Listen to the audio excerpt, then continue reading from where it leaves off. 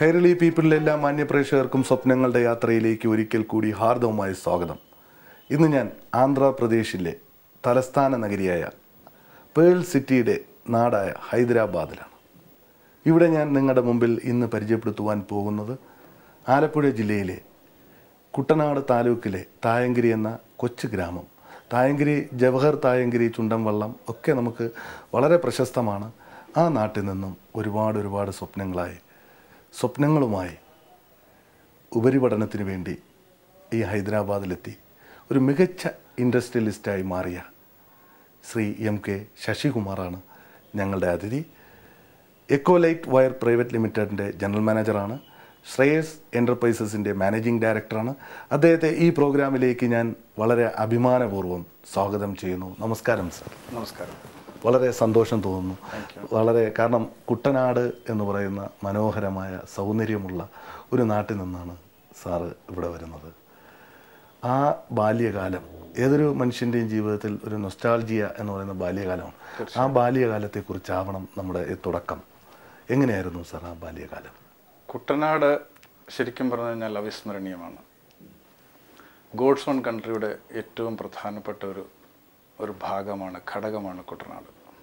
അത് I think എല്ലാവരും സമ്മതിക്കുന്ന ഒരു വിഷയം കൂടാണ്. ആ ഒരു പ്രദേശത്ത് ജനിക്കാനും ആ ഒരു പ്രദേശത്ത് കുട്ടിക്കാലം ചെലവഴിക്കാനും വളരെ സന്തോഷവും ഭാഗ്യമുണ്ട്. ശരിക്കും ആ കുട്ടിക്കാലത്തൊക്കെ ഇന്നത്തെ പോലത്തെ ഹൈടെക്കിലൊക്കെ ഒന്നും പോവാതെ വളരെ കൃഷിക്കാരാണ് കൂടുതലാണ് അവിടെ. കൂടുതലും കൃഷിക്കാരാണ്, വ്യവസായം കുറവാണ്. സ്കൂളിലൊക്കെ പോകുന്നത് നടന്നു പോകണം. അത് ഡിസ്റ്റൻസിനൊരു പരിമിതിയില്ല.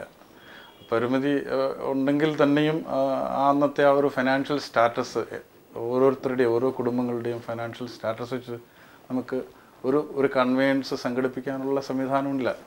അങ്ങനെ വിചാരിച്ചാൽ കൂടിയും അതിനുള്ള സാധ്യത ഉണ്ടായിരുന്നില്ല. ശരിക്കും ആ കുട്ടിക്കാലത്തെ കൂട്ടുകാർ ഇന്നും നമ്മുടെ നാട്ടിലേക്ക് എപ്പോഴും നാട്ടിൽ ചെല്ലുന്ന ഒരാളാണ്. തീർച്ചയായിട്ടും. എങ്ങനെയുണ്ട് അവരുമായിട്ടുള്ള ഇന്ററാക്ഷൻസ്? വളരെ സന്തോഷം തരുന്ന ഒരു കാര്യമാണ്. മാതാപിതാക്കൾ? അച്ഛൻ മരിച്ചുപോയി, അമ്മയുണ്ട്. അച്ഛന് എന്ത് ജോലിയായിരുന്നു? അച്ഛൻ കൃഷിക്കാരനായിരുന്നു. ഓക്കെ. ഒരു കൃഷിക്കാരൻ്റെ മകനായിട്ടായിരുന്നു ജനനം. ഒരുപാട് കാര്യങ്ങൾ നമുക്ക് ജീവിതത്തിൽ ഒരുപക്ഷെ നമ്മൾ ഇന്നത്തോളം സക്സസ് ആയിട്ടുണ്ടെങ്കിൽ, നമുക്കത് സമൂഹത്തിൻ്റെ മുമ്പിൽ നമുക്കത് പ്രസൻറ്റ് ചെയ്യാൻ സാധിച്ചിട്ടുണ്ടെങ്കിൽ അതിൻ്റെ പ്രധാന കാരണം എന്ന് പറയുന്നത് നമ്മുടെ മാതാപിതാക്കളാണ്. തീർച്ചയായിട്ടും.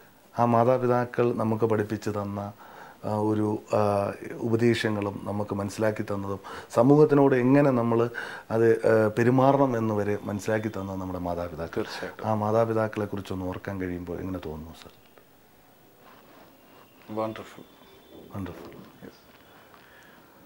ആ ഒരു ഓർമ്മ തികച്ചും അനിർവചനീയമാണ്, പറഞ്ഞറിയിക്കാൻ പാടില്ലാത്തൊരു ഏതോ ഒരു കാര്യത്തിലും. കാരണം നമ്മുടെ എവിടെ നമ്മൾ വിജയിക്കാൻ, ഏത് മേഖലയിൽ എത്തുമ്പോഴും നമ്മുടെ ജീവിതത്തിൽ ഏറ്റവും കൂടുതൽ സ്വാധീനിച്ചിട്ടുള്ള രണ്ട് വ്യക്തികളാണ് അമ്മയും അച്ഛനും. എത്രത്തോളം ഒരു മനുഷ്യൻ്റെ ജീവിതത്തിൽ മാതാപിതാക്കൾ സ്വാധീനിച്ചിട്ടുണ്ട് അത് തന്നെ പറയില്ല, മാതാപിതാ ഗുരു ദൈവം.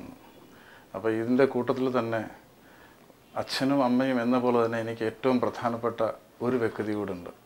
എൻ്റെ വിജയത്തിന് ഏറ്റവും എന്നെ സഹായിച്ചതും എൻ്റെ യാത്രയിൽ എനിക്ക് വളരെയധികം സപ്പോർട്ട് ചെയ്തതും എൻ്റെ അമ്മാവനാണ്. അമ്മയുടെ ബ്രദറാണ്. ഒരുപക്ഷെ സാർ ഈ ഹൈദരാബാദിലേക്ക് വരുവാനുണ്ടായ സാഹചര്യവും അമ്മാവൻ തന്നെയാണ്. എങ്ങനെയായിരുന്നു ഹൈദരാബാദിലെ യാത്ര? ഞാൻ ഉപരിപഠനത്തിന് വേണ്ടിയിട്ട് ഇവിടെ വന്നതാണ്. ആഫ്റ്റർ ഗ്രാജുവേഷൻ കഴിഞ്ഞിട്ട്? ഞാൻ ഡിപ്ലോമ ഇൻ ഇലക്ട്രിക്കൽ എഞ്ചിനീയറിംഗ് അത് കഴിഞ്ഞിട്ട് ആണ് ഉപരിപഠനത്തിന്. അന്ന് എൻജിനീയറിങ്ങിന് പോകാനുള്ള സാമ്പത്തിക ശേഷിയൊന്നും ആ കാലത്തുണ്ടായിരുന്നില്ല. അപ്പോൾ അന്ന് അമ്മാവനുമായിട്ട് സംസാരിക്കുകയും അപ്പോൾ അതിന് വേണ്ടിയിട്ട് AMI എന്നൊരു സബ്ജക്റ്റ്, അതായത് associated member in the institute of engineers which is equal to BA. അത് ഹൈദരാബാദിലാണുള്ളത്. അത് ശരിക്കും പഠിക്കാനായിട്ട് വന്നത് ചെന്നൈയിലാണ്. അന്ന് എൻ്റെ അമ്മാവൻ ചെന്നൈയിലായിരുന്നു. അദ്ദേഹത്തിന് ഹൈദരാബാദിലേക്ക് ട്രാൻസ്ഫർ ആവുകയും അദ്ദേഹത്തിൻ്റെ കൂടെ ഞാൻ ഇങ്ങോട്ട് വരികയായിരുന്നു. ഒരുപക്ഷെ നമ്മുടെ ജീവിതത്തിൻ്റെ ഒരു ടേണിംഗ് പോയിന്റ് അതായിരുന്നു എൻ്റെ ജീവിതത്തിൻ്റെ ടേണിംഗ് പോയിന്റ്.